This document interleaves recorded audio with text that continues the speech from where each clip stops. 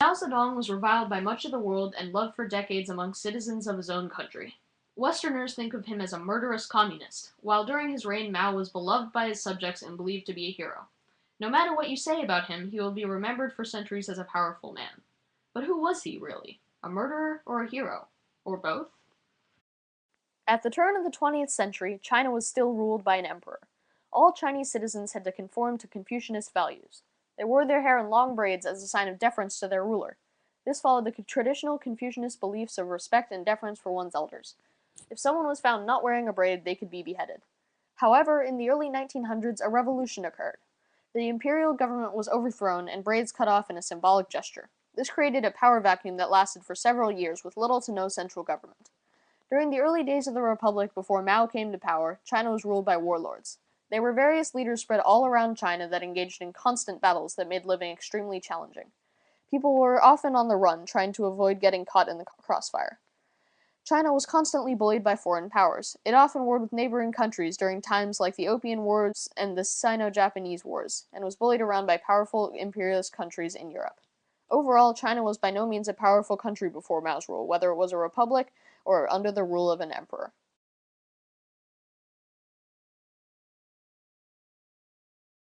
Mao's early life molded who he was as a ruler. His childhood experiences were unique, as he grew up during times of revolution and turmoil.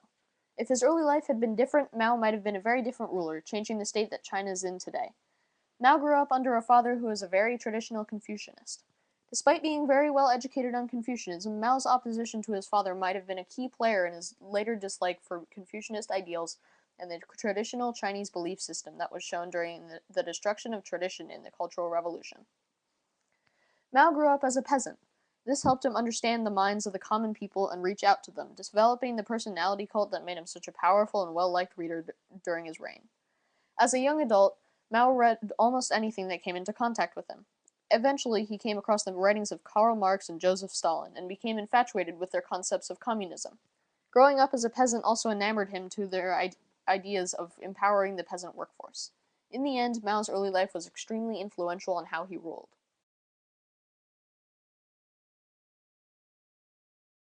Before Mao came to power, there were two main parties vying for the top spot at China's head: the Chinese Communist Party, which Mao was a part of, and the Chinese Nationalist Party, more commonly known as the Kuomintang. Mao soon rose to the head of the CCP, while young General Chiang Kai-shek took the helm of the Kuomintang. These two figures became the faces of the power struggle during the early 20th century. Chiang Kai-shek and the nationalist forces attempted to destroy the CCP's army multiple times. However, he could never fully eliminate the communists. The Kuomintang launched one last attack, which resulted in the CCP retreating on the Long March, a 6,000-mile walk where tens of thousands of CCP troops died of hunger and exhaustion. However, they were able to evade Chiang Kai-shek's army and successfully completed the march.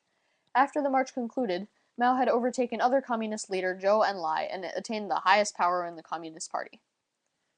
The Second Sino-Japanese War drastically weakened the Kuomintang, to the point of near defeat. Mao and the CCP saw this as their opportunity and drove the Kuomintang back into Taiwan. On October 1st, 1949, Mao declared the People's Republic of China, marking the start of a new era for China. The Great Leap Forward was perhaps the greatest failure of Mao's rule. Mao attempted to split the country into communes, in which several thousand laborers would have to meet work quotas every day. The industrial communes would support those in agriculture with modern tools, and the farms would support the industry with food. This, in Mao's mind, would result in a self-sustaining economy that could rival that of foreign powers within 30 years. However, communist leaders began to give sky-high quotas that either workers were unable to meet, or if they did so with terrible quality. The shoddy equipment production made farming next to impossible, and some workers were even forced to use their hands. When commune supervisors attempted to complain, they were labeled bourgeois reactionaries and removed from their positions. As a result, this continued, and despite some great accomplishments, the Great Leap Forward plunged China into a terrible famine in which tens of millions of Chinese died. Scholars estimate the death toll to be between 20 and 43 million people. Mao himself recognized these failures and called upon his fellow communists for reconciliation with the quote, "The chaos was on a grand scale, and I take responsibility. Comrades, you must all analyze your own responsibility. If you have to fart, fart. You will feel much better for it." Even despite this egregious mistake, Mao was able to regain the support of his people due to his effective propaganda campaign. Mao was fantastic at getting people on his side. He reached out to the people, making his face known to the world and creating a cult of personality rivaling even that of Hitler's. This made his propaganda extremely effective, making Mao easily able to brainwash most of his people to support the communist agenda. He led a youth movement called the Red Guards. Comprised of students of many ages, they became absorbed with Mao's personality cult. They were extremely important players in the Cultural Revolution, on the front lines condemning the intellectual bourgeoisie and brutalizing the so-called closet capitalists. They were Mao's communist messengers, turning the country bright red with communism. The Red Guards contributed significantly to Mao's propaganda efforts.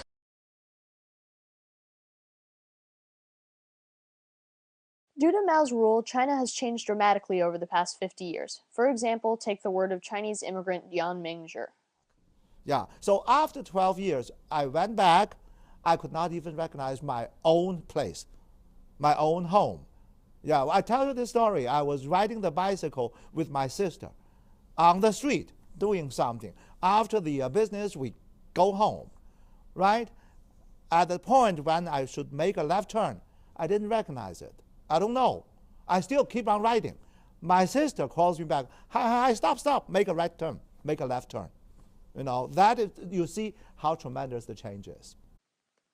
Despite Mao's massive power during his reign over his people, after he died his influence faded dramatically due to the open-door policy introduced by his successor, Deng Xiaoping. Here, we have Yan Mingzhi and Professor Edward Yang speaking to its effects. You have to pay a lot of attention on the open-door policy. That is the key to make China change fundamentally. Because before the open door policy adopted, which to be more exact, I think it is 1982. Yeah, 80 to 82, within that period. Before that time, China is one thing. After that time, China is another picture. So that thing is the triggers the fundamental change. Yeah, from that point, new ideas start to come in. People start to see more. Because before that time, everything is forbidden, is tightly controlled. And it's very important because when China was an isolationist state, the state, Mao as a leader and also the state the government had a monopoly over the propaganda. And most of the Chinese people have been brainwashed to believe in things in a certain way that the favored or sanctioned by the state or leader themselves.